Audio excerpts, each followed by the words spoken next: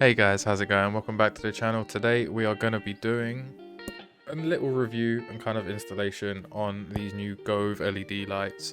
I'm going to be replacing my old Gove LED lights to kind of illuminate the middle of the room a bit more and give a better look, and remove this LED panel hopefully. Well, this might stay as like a nice little feature light. But yeah guys, stick around, watch my little journey of my DIY explorations.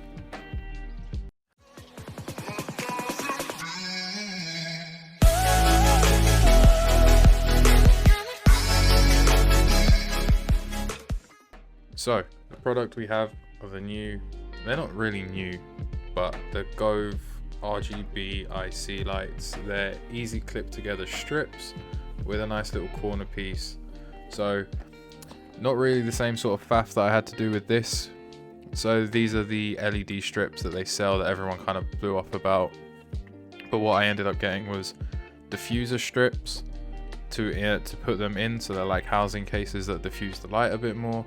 And then I had to put them onto the wall, and then I got a connection to put them around corners, so like an external connector, so you cut the strip in half or wherever you deem it, then you connect them with a external connector. But with these ones it makes it a lot easier. As you can see, they kind of just clip together like here, and then they even clip to the corner as well, so there's none of the same hassle. That's why I picked them. So I got two of them here, so a good amount to go all the way across and into the door frame as well. Give a nice even lighting to the backdrop, which is quite nice. And yeah, I'm considering the possibility of moving these behind my setup to kind of give an even light, but we'll see. I might just repurpose them for something else. But like the LED panel I have now for my key light, and everything looks okay. It's just I could do with something on my left hand side to eliminate the shadows a bit, but it gives a nice kind of darker feel. I like it how it is, but there is still room for improvement, don't get me wrong.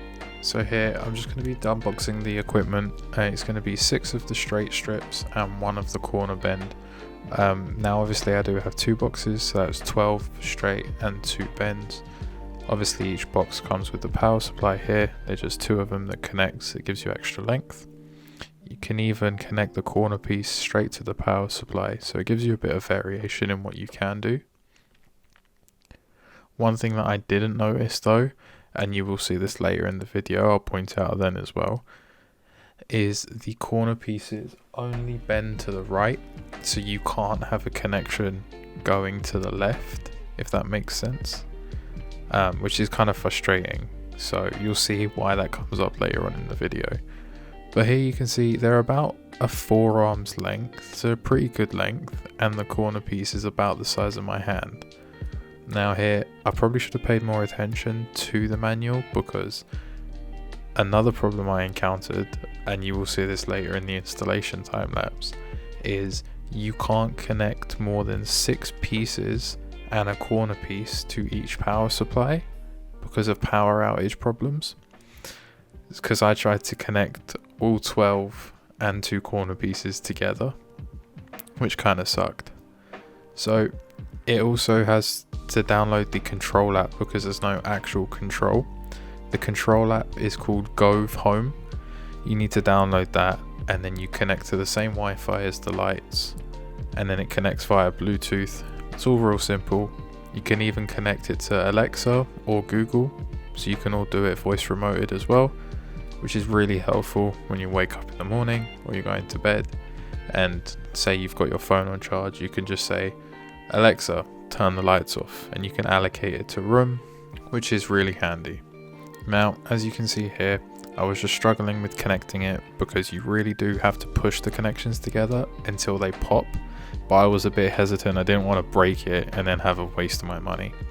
And as you see here, once you connect all 6 together, it lights up and it will say it's connected.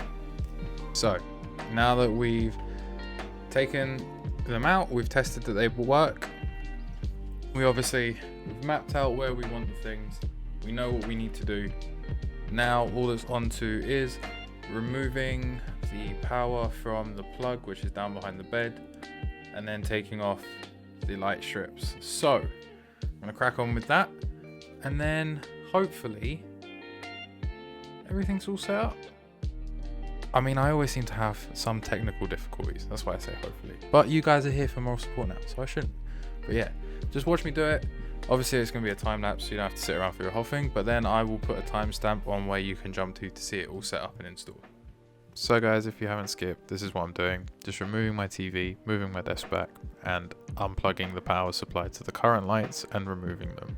As you can see, this is the feature light I was talking about that was providing me color with the left hand side because the top of the LEDs weren't working.